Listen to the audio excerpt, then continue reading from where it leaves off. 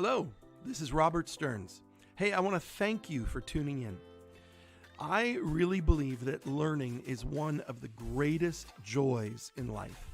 And one of the greatest ways to learn is simply to have meaningful conversations, both with those who come from a similar background as yours, as well as those whose background might be very different. So my hope is that as we connect and converse with leaders from all around the world, that we will learn and grow together.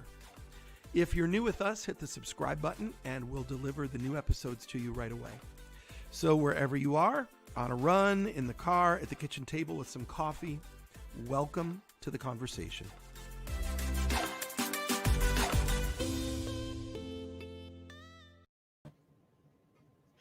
And good evening and welcome to the studio. I'm Robert Stearns, happy to have you with us here tonight on The Bishop and the Rabbi special edition. We are heading right into the Feast of Sukkot, and so glad to have you all here tonight. We've got lots of folks already in the room, and so as you come on in, sign on in, tell us who you are, where you're watching from. Do me a favor, hit the share button and the like button. It really makes a big difference when you share. It helps with those algorithm things, whatever those are, but it helps us share the word and get the word out there.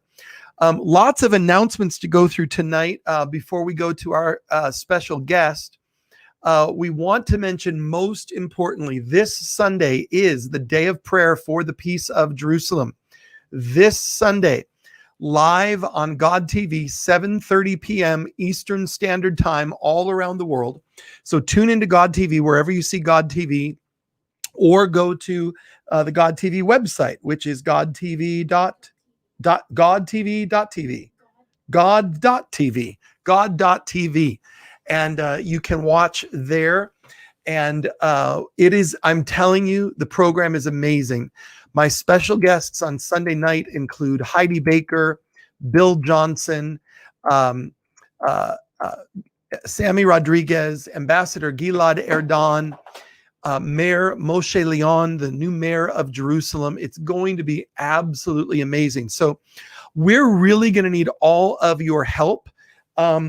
Tomorrow, or is that up today? I'm talking to my tech team here.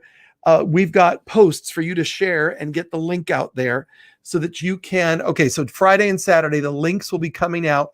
I need your help to get it out all over the world for the Sunday evening broadcast of the Day of Prayer for the Peace of Jerusalem.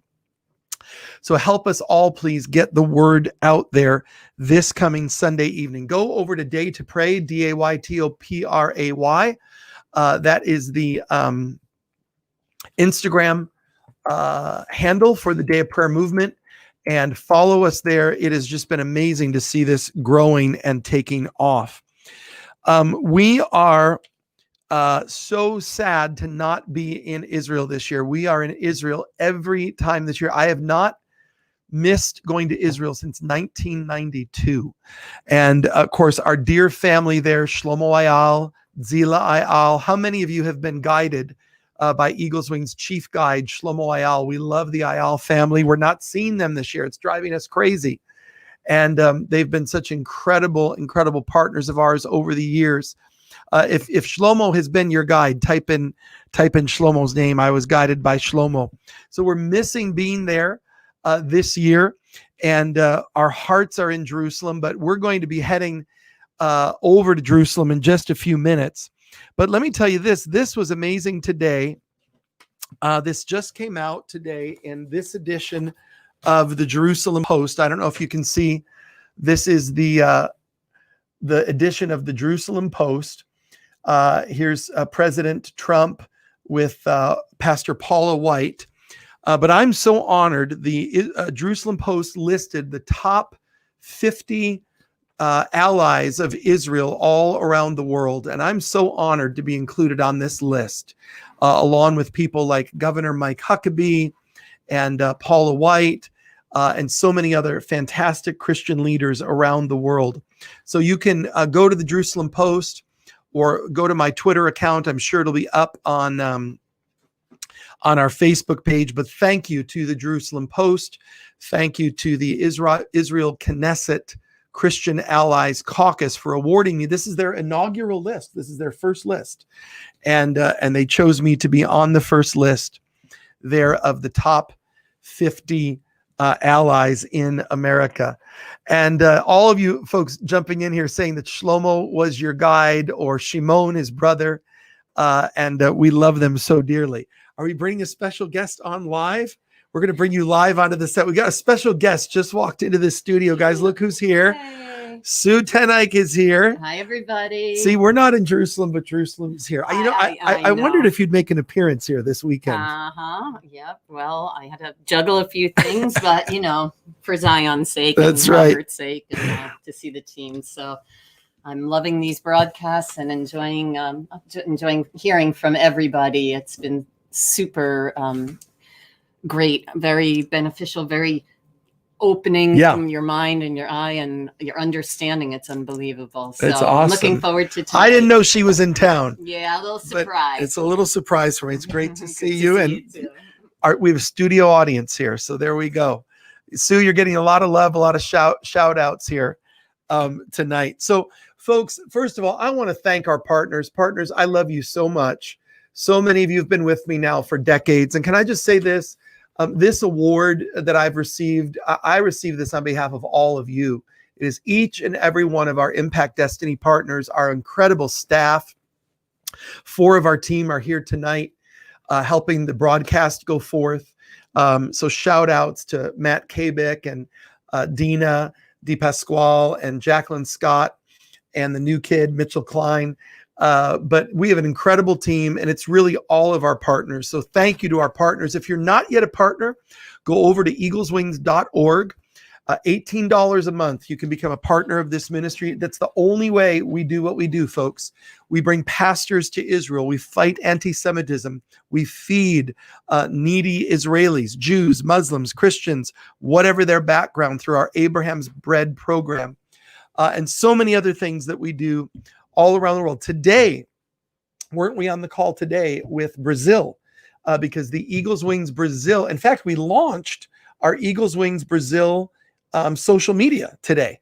We launched Eagles Wings Brazil on social media. That got started. So you all make a huge difference when you really don't stand on the sidelines. I need you to get off the sidelines. If you have not yet awakened, we are in a horrible moment, certainly in American history, and definitely a trying moment in world history. And we need everybody doing their part. $18 a month will help us as a part, or make a one-time gift. Go and make a one-time gift, eagleswings.org, and join this incredible move. Well, again, we're so deeply appreciative of all of our Israeli friends and family. And we need to, during this Feast of Tabernacles, we're going to get Shlomo and his family on here to greet us. But tonight, another wonderful friend of ours who we love dearly, he has gotten up. I'm going to guess that it's 4 a.m. there, something like that, 3 a.m. But our wonderful friend, Aviad Amitai, is joining us from Gush Etzion, the suburbs of Israel. And he's going to unmute his mic right now so that we're able to hear him. And Aviad, what time is it there?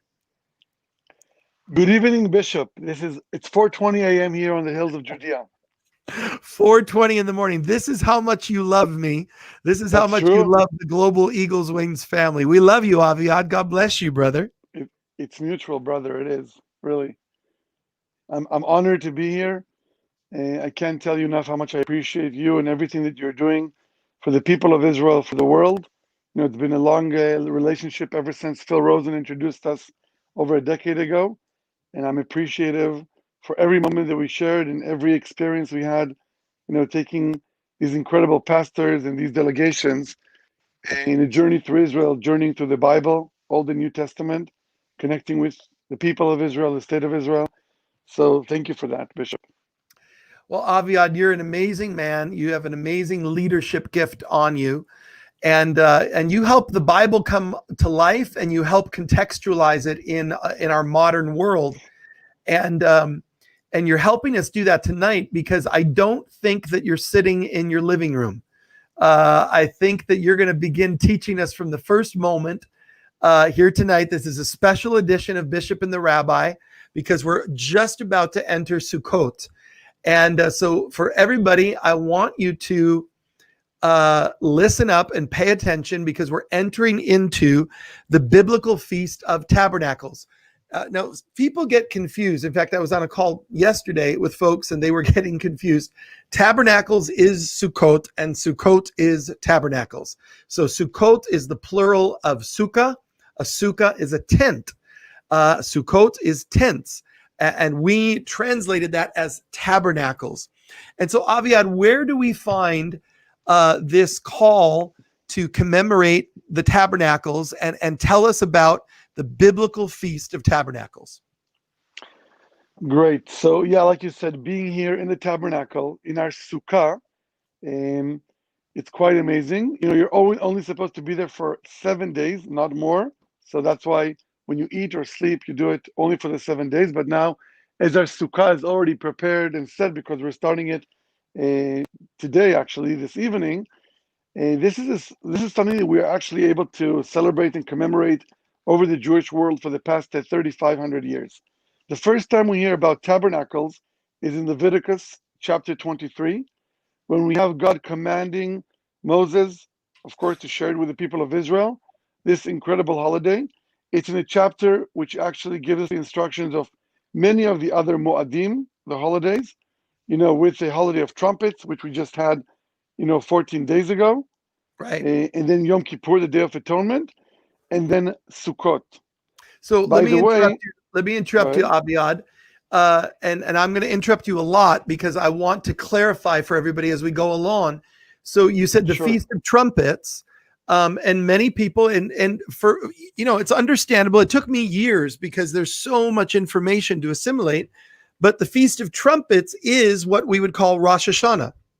Correct. So And it really has almost three names, really, right? Because it has Rosh Hashanah, the Feast of Trumpets, and then we would call it the Jewish New Year. But these are all the same feast. And one more name, the Day of Judgment, Yom Hadin in Hebrew. Wow. Okay, amazing. All right, so we came out of Rosh Hashanah 14 days ago, and that brought us into the 10 days of awe, the high holy days, which ended with Yom Kippur. And then how many days between Yom Kippur and Sukkot?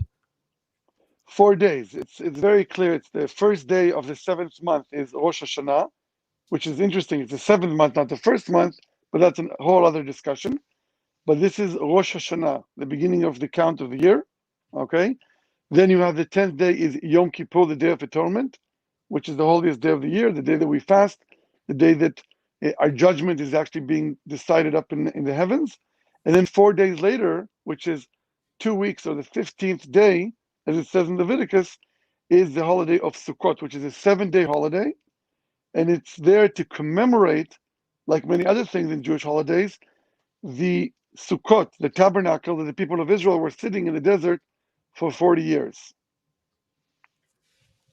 And so tell us how, traditionally, this year might be a little different, but normally the Jewish people build sukkahs literally in their backyard, in their front yard. I've seen them built on balconies all across Israel. And is each meal then eaten in the sukkah?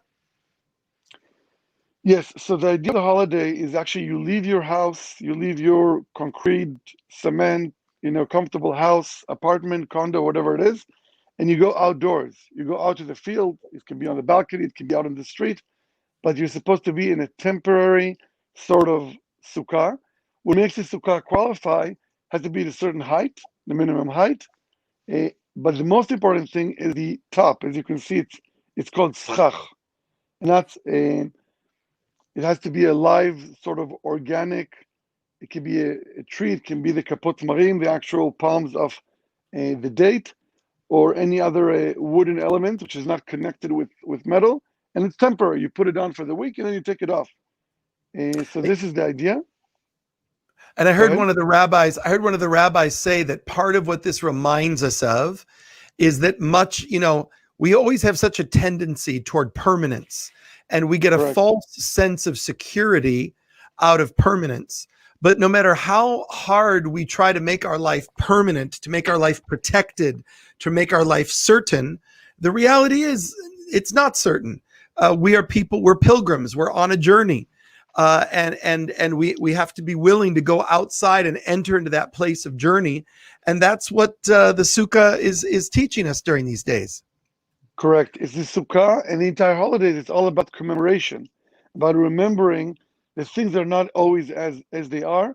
And we have to remember how the people of Israel were, traveling 40 years in the desert. Everything about the Jewish holiday is about commemoration. And that's Right. another important aspect to remember. Well, we've been learning that a lot on our Torah Tuesdays at 12 class, that the essence of Judaism is really remembering. The essence of the laws and of the feasts and of the commandments. It's all about reminding us of principles, the 13 principles of God, all of these issues. Gosh, the room is filling up beautifully. And we also have a crowd over at YouTube. So we're so happy you're tuning in tonight. Do us a favor, hit the share button, everybody. Hit the share button so you can teach your friends about the Feast of Tabernacles. And also know that we are live on YouTube. And the YouTube channel is YouTube/Robert Stearns. That's it. So YouTube/Robert Stearns. And there, I'm the only Robert Stearns on YouTube, apparently. All right. I've cornered the market. So join us and follow us on YouTube, and that'll be awesome as well. Here's our friend Grant Dinner, who's just joined us, our dear friend Grant from Ohio. And absolutely. Tell us a little bit, Aviad, about your latest project, because it's really mind-blowing. So the latest project and the new developments with it also has to do with, with remembering with an epic moment in history, which actually relates to the entire population. I've been working on the past 2 years with a dear friend, brother, and partner, Grant Dinner, that you just mentioned, that just joined us, on bringing the Ark of Noah to Israel. Now, the interesting development with that is a Dutch believer by the name of Johan Hybris, which became a dear friend and brother. He built a full-scale replica of the Ark of Noah. It's in Holland, in the Rotterdam, on the Rhine River. And we're actually buying it from him, getting it to Israel, and opening a visitor center as site. And the new development, by the advice of our dear friend, Rabbi Abraham Cooper from the Simon Wiesenthal Center, he calls me after Yom Kippur. He says, the Ark needs to make it a journey of salute, a journey of peace to the Persian Gulf, to the UAE, to Bahrain, as a salute to the new accords that Israel signed with the Gulf countries. It should be in Manama. It should be in Dubai and Abu Dhabi. It should be a live studio broadcasting. And all of this journey going through the Suez Canal, commemorating the different stops in biblical history, should be in the Gulf for about a year. And then it should permanently come to be in Israel as a studio, as a visitor center for that incredible epic story in the Bible of Noah. Do we have that website live yet? It's supposed to be live. It's actually already live. It's online. Yes. So Grant, if you could drop in the website address, people can go and visit, and they can also donate, and they can be a part of it. And it's a great thing for them to get involved in. A literal, physical, rebuilt Noah's Ark, by the way, built by hand, by only, I think, 5 people, if I'm remembering, Aviad, something like that. Yeah, it was Johan and his family. So 5 people built it over a course of 4.5 years. And it's there, it's standing, it's floating. I've been there several times.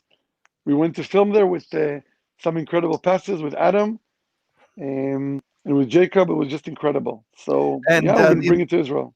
The incredible Stephen Jenks has just dropped it in there. You can visit that website, arkofnoahproject.com, to find out more. So thank you, Stephen, for that.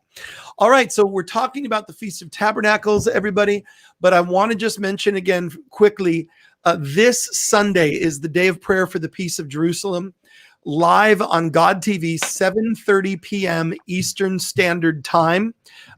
My guests are amazing.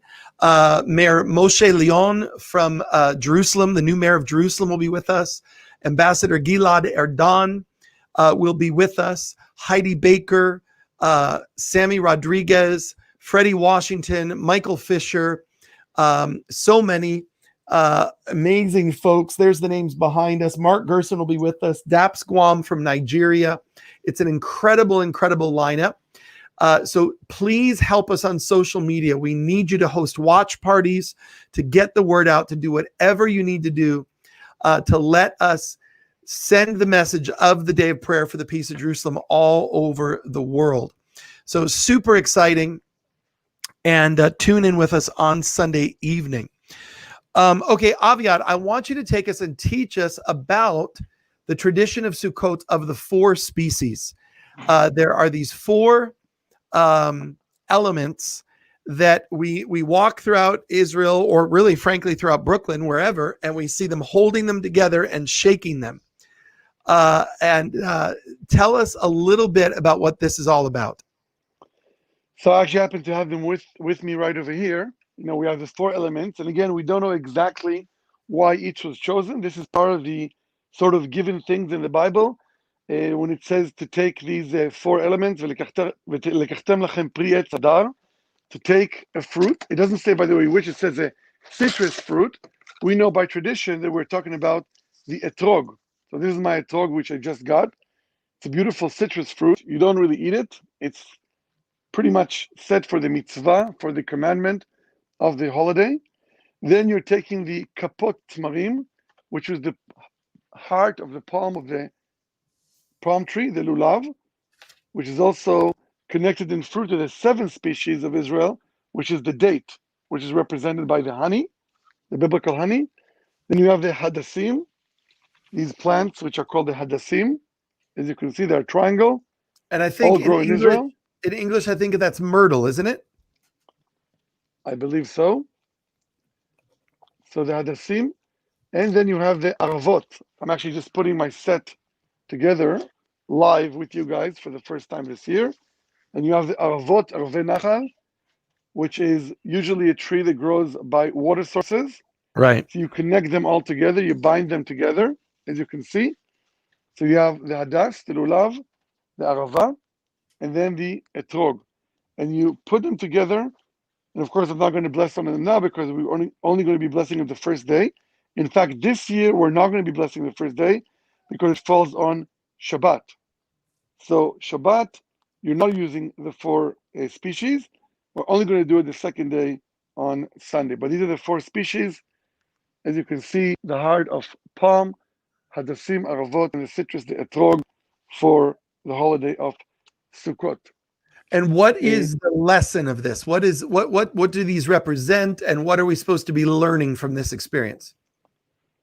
It's part of the idea that most of the Jewish holidays revolve around the farming, the agricultural society, which means that we are an agricultural society. If it's the holiday of Pentecost, if it's Passover, if it's Sukkot, which is called Chag HaAsif, when you collect the field. And it's actually, I think it's more relevant to the 21st century when not everybody is a farmer. I don't know about you guys there, but not everybody is a farmer anymore. So it's connecting to the produce of the land, not necessarily fruits and vegetables that you eat, connecting to the land of Israel. They all grow in Israel, all the 4 species, and blessing on them. Why exactly is each one chosen? We don't know, because again, this is something given to us in the Bible. We have different commentators trying to explain, and there's many suggestions and ideas. But the idea is that this is one of the mitzvot, the commandments that we just follow as is, and we can analyze the symbolism of what it means. But the idea is to connect with the farming, with the farmers, with the outdoors, with the land of Israel, and to do it for commemoration of something that the Jewish people have been doing for the past 3,500 years, ever since biblical days. You can only imagine how much Jews went through in Europe to get these. Today we just get them. Fruits grow all over, and you have farmers growing them. But you can imagine during the Holocaust. You can imagine Jews living in shtetls in Poland, right, to get this very expensive fruit, which was exported from the Mediterranean, from Israel, was almost impossible. And I guess also in the U.S., many of the citrus are exported from Israel. Was there something, Aviad, maybe I don't have it right, but was there something about it, 4 different types of people? again, there's many symbolic things, like the four different types of people of Passover. You know, there's many things that commentators connect about these. You know, tzaddik tamar ifrach. You know, the righteous person like a tamar, like a palm tree which is standing high, and the humble, the arava, which is more humble, and Right. tying the, everybody together. So it's a holiday that everybody is equal, everybody is together outdoors, and yes, the uniqueness, the diversity of the different people. Like you said, there's many symbolic ideas. But Yeah. again, another strong element of this holiday, as you mentioned before, is about commemoration. Right. Everything about the Jewish holiday is about commemoration. You know, the common joke, and we spoke about it, Bishop, is that the essence of the Jewish holidays is they tried to kill us, they failed, let's eat, right? Basically. But and I was mentioning this to one of my friends. I had many calls from the UAE, from the Gulf, wishing us Gmar Chatima Tova and an easy fast. The only holiday which we don't eat is Yom Kippur, which we just fasted 4 days ago. But I just want to share with you one idea which I really love about the Jewish holidays and about the essence of our educating our children about remembering. It's about us being foreigners in Egypt. It's about us being in Sukkot 40 years in the desert. And it reminds me of a story. 1949, the state of Israel was a year old, and President Truman is inviting the first Prime Minister, David Ben-Gurion.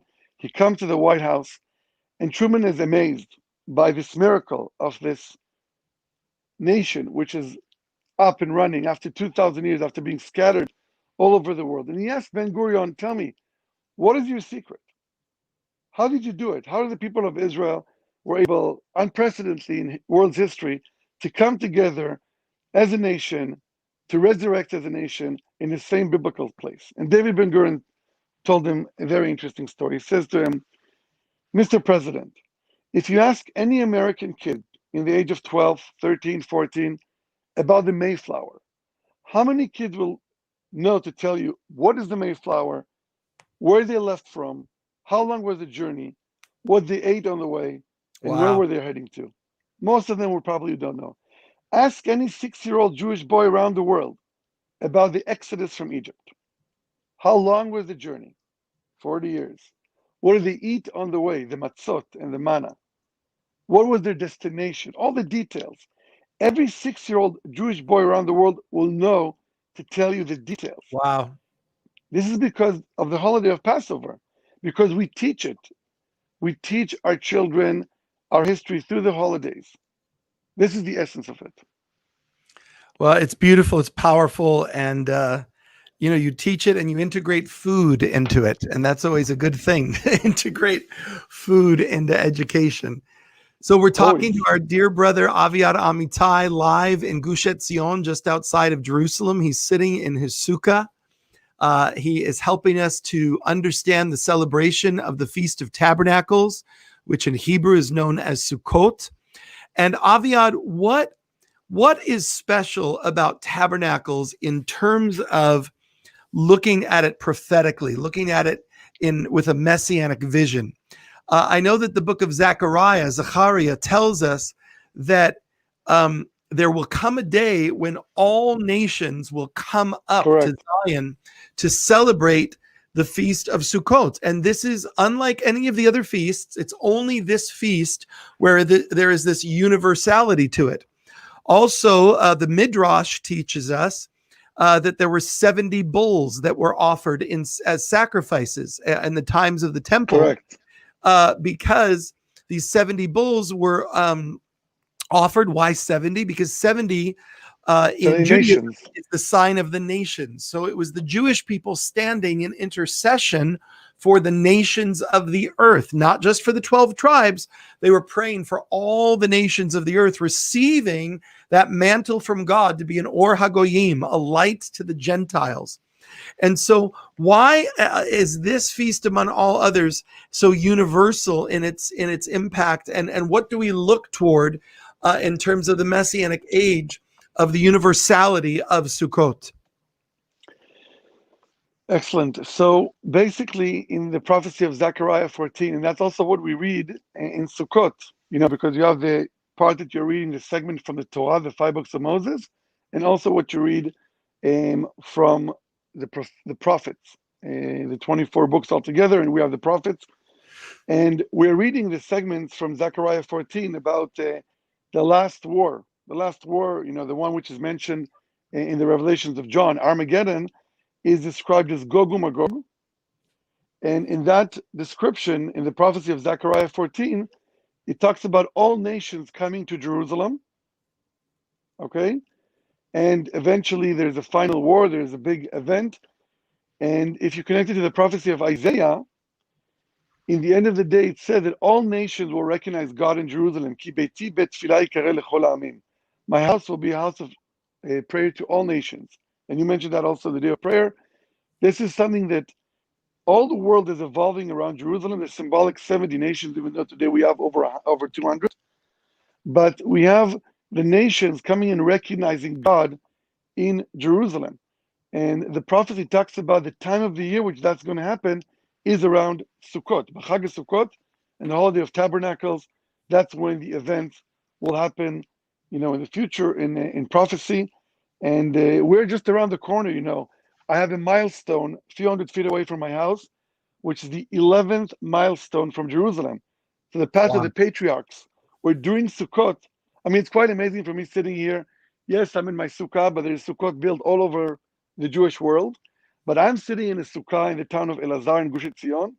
Several hundred feet away from my house is the actual road, which we went on many, many times together on our journeys in Israel, the path of the Patriarchs, where during Sukkot, thousands of Jews from the southern part of Hebron and the Judean hills used to walk in their pilgrimage towards the temple, dip in the mikveh, get ready pure to go to the temple. That was part of the pilgrimage of the three pilgrimage holidays, Sukkot, Shavuot, and Pesach, Tabernacles, Passover, and Pentecost. Well, Aviad, we could talk for hours on this, on these topics. It's amazing. Tell us for a moment, though, how are you doing? How are things in Israel? We know that there's been an incredible, difficult time with COVID. You all had it initially. It was dealt with. Things were good for a while, and then it came back very, very strong. We've all been praying. We're all heartbroken that we're not there with you this year. How are things right now in the land? Thank you. So as you mentioned, first of all, this is the world pandemic. This is not something that you deal with only in the US or Europe, and of course Israel. And today I think it's in every continent around the world besides Antarctica. It's something that God brought to the world. We don't know the reasons of it. We have to take it and accept it and make the best out of it. And obviously it's taking a lot of casualties, people which are falling to the virus, but moreover, the economy which is devastated around the world. And as you mentioned, in Israel, the first wave, as we say, Israel dealt very strongly, very firmly. They closed on 12th of March the sky for any incoming, flights. The Israelis could come back home, but no tourists, no visitors could come. Pretty much since March 12th, which is half a year already. And the economy was hit hard. There was close at one point, close to 800,000 unemployed, of course, temporarily, but there was a big blockage, a big lockdown. And slowly but surely, after Shavuot, Israel opened the lockdown. Our summer was quite, normal. Things were looking okay. But then towards the middle of July and August, numbers started to climb back up, even though you would imagine it's like a flu. You would think that flu is a winter disease. The math and the same rules did not apply with COVID-19. And even though in the midst of the summer, August and September, numbers are rising. The last count was over 9,000 positive tests per day, which is quite high. Obviously, the tests are also much higher, but it's taking a huge price from the economy. To our colleagues in the field, we have a partnership for many, many years, and we take great pride and honor of taking the believers in the journeys of the Holy Land with the Bible. And you mentioned Shlomo and his brother and many other of our colleagues and guides in the entire industry. Bus drivers, guides, hotels. There's hundreds of thousands of people which are involved in the tourism industry, and they're devastated. Since March, their business is shut down, and that's probably going to be the last field which is going to be resurrected when they open the skies and people will continue to travel. So keep that in mind for all of your friends. If you know people in Israel, give them a call, see how they're doing. But we're handling it okay. But again, this is a world thing, and we have to recognize it and hope that God will remove this pandemic. On Yom Kippur, 4 days ago, one of the things we say and many requests we have from Hashem, from the Creator, is, God, please remove a pandemic from your people. And Wow. we've said this around the world. Yeah. And this year is relevant more than ever. Well, and we're praying and we're standing with you. And it's also an incredible time of need. You know, tourism is the absolute number one industry for the state of Israel. And so the lack of tourism just hits everybody, every industry, the airline industry, the hotel industry, the tour spots industry, the tour guides, the buses, everything. And so that's why standing with Abraham's bread is so important right now. And if you can be a part of Abraham's bread and help us by going and we're feeding people, hundreds of people every day through Abraham's bread, our 2 feeding centers, one in Tiberias, one in Jerusalem. And so make a difference in the life of an Israeli today. Just go over to the website, eagleswings.org, and give a donation, make a practical take a practical step. You know, it's great to pray, but the book of James says prayer without works, faith without works is dead. So we have to add action to our faith. And you can do that by becoming a supporter of Abraham's bread. And we're so grateful for those of you who do. Aviad, brother, I'm telling you, it is real commitment to get up at 3:45 in the morning to join us. Guys, Aviad got up early. All I'm asking you to do is hit the share button. So if you could all hit the share button right now and get the word out. And I really need you all to hit the share button over the next couple of days. We've got all kinds of stuff going on the next few days that is super, super important. The day of prayer for the peace of Jerusalem, all of these various initiatives that are going. We also want to get the word out about this blessing from this Jerusalem Post article. So please be following closely. Go to Dr. Robert Stearns on Instagram. Go to my Robert Stearns public figure page on Facebook. Day to Pray on all of the social media. And get involved. Eagles Wings is a believers community. We are a community, a family together all around the world. Brazil, Germany, South Korea, the Philippines, all over the world. Each one of us, as Aviad said, marching up to Zion on spiritual pilgrimage to Zion. And you can be a part of that through supporting Abraham's bread and through becoming a partner with Eagles Wings. Aviad, let me give you the last word out tonight. What are some of the final thoughts from your sukkah there in the hills of Judea? Thank you, Bishop. So we really live in special times, and we see it. It's hard for a person in his small position, which is taking care of his family and his close environment, and of his parents and protecting his environment, to see God's actions. And it's major. I mean, this year has been epic. 2020, we had the best and strongest year in the economy, tourism, not last year. And 2020, we expected to be much bigger. Suddenly, we all went into a lockdown. We went into our closer environment, less travel, less, more social distancing. And it's really hard for a person to see the bigger picture of what God is planning.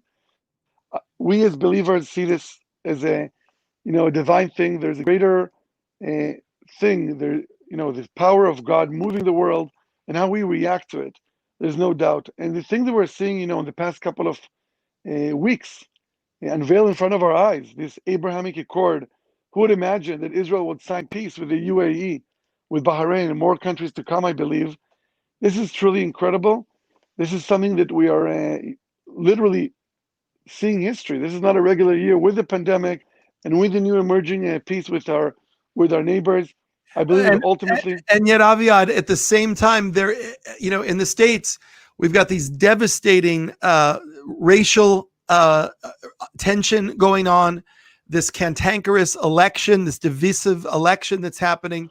We are literally seeing, Isaiah prophesies, there's going to come a moment, arise and shine, because the Lord is coming, the glory of the Lord is coming, but it says gross darkness will be over the land. And we're seeing both happening simultaneously. It's really very crazy. This is part of it. This is the signs that things are unstable, There is so much diversity. There is so much, conflict. But at the same time, we can see the light. Like you mentioned, the sun sometimes comes up, peaks, heals us with his healing powers, like the book of Malachi. God sent us his healing powers with his sun, which is with his healing powers and its beings. But now we see this in front of our eyes, and we really have, as a believers, to see the greater pictures, not to look into just our small area and to say, we're suffering, the economy is devastated, and what's going on. But I believe that redemption is around the corner. I believe that all the great things that we see, including the big plays with signing peace with our neighbors, with what's going on around the world, are signs that redemption is any day now. Messiah is arriving here in Jerusalem. So we have front seats right over here in Mount of Olives. Our spot, Bishop. We have an amazing place there, just on Mount of Olives, overlooking the city where prophecy will be fulfilled. Real quick, Aviad, just as you're talking about the times and getting linked with the times, I'm seeing Deborah's telling us that she got her Eagles Wings calendar yesterday. If you got your Eagles Wings calendar in the mail, just type in, "I got my calendar," real quick. I want to see who got them. But our calendars are beautiful. And if you want to learn more about the biblical feasts, we call them the Jewish feasts. That's not exactly accurate, because Hashem, when he gives them to the people, he says, "These feasts are mine, declares the Lord." In other words, this is the timetable. These are the feasts that God has woven into the fabric of the universe. And so when you begin to follow along with the biblical feasts that the Jewish people were given stewardship of, it's incredible. Just type in real quick if you got your calendar. I want to see, okay, Amy got it there in Baltimore. Bo got his in Nashville. Bo, you've got to text me and let me know about next weekend. I need to know what's going on, brother. If you got, so Nashville got it, Maryland got it, Deborah got it. And this is just a thank you gift for all of our partners. You get your calendar. Carol Moreau got hers in Pennsylvania. It's just one of the very many different ways that we say thank you to our partners on an ongoing basis, just for holding up our hands and for helping us to strengthen Israel and the Jewish people. So I'm glad a lot of the calendars seem to have been received just in time to enter into Sukkot. So Aviad, man, we love you, brother. It is great to see your face. Sonia didn't get hers. Sonia, I'm going to bring you yours personally on Sunday. I'm going to bring it to you. So we'll get your calendar to you, Sonia. Don't fret. We love you all so deeply. And Aviad, just give us a blessing as we close out the broadcast. Thank you, Bishop. It's going to be so hard this year not seeing you in Jerusalem, like you mentioned, since 1992. But you're carrying the mission. You're doing the day of prayers, in the U.S. with incredible people and partners. And, you can do prayers anywhere. Anywhere counts. Obviously we say that in Jerusalem it's a local call. You remember that joke. But anywhere you pray, God listens. And what you're doing is truly amazing. I want to bless everybody around the world, all of the listeners, all of the viewers on this incredible meeting that we're having here. I'm sitting here on the hills of Judea. You're back there in New York. I want to bless you for an incredible year. This is our New Year's. May God send you his blessing, his healing, for an incredible year of prosperity, of health, and that we'll see this year God's powers with our strong belief, and we'll understand the full picture eventually. I'm wishing and hoping that soon you'll be able to come to visit Jerusalem in this time of redemption. With God's help, you will come here very, very soon. Love you guys. Bishop, thank you so much for this honor of being here on your show, for hosting me. Blessings to all of you, my friends. Thank you. Awesome to have you here, brother, from the hills of Judea. And so good. What a great group we've got tonight from all around the world. JP Rosen, welcome to you tonight. So happy to have you. Aviad, thank you for getting up so early to be with us. And folks, if you didn't get your calendar yet, number one, make sure that your partnership with Eagles Wings is still current. Just go over to the website and make sure that you're a partner. Those calendars are a free gift to all of our partners. Become a partner today. If you are a partner and it's not there, give it a few more days. And if not, give the office a call and we will get it out to you right away. We love you all very, very much. And remember, keep praying, especially this weekend, for the peace of Jerusalem. Peace out, everybody.